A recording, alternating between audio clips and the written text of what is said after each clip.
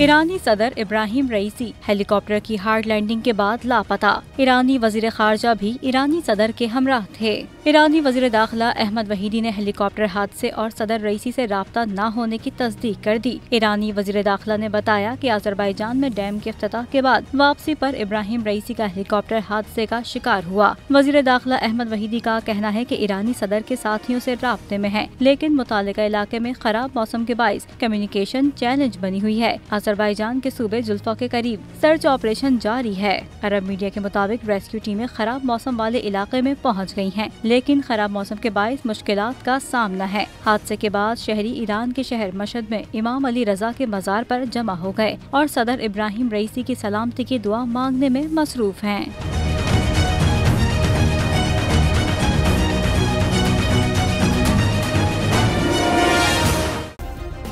Subscribe करें और bell दबाएं ताकि कोई खबर रह न जाए।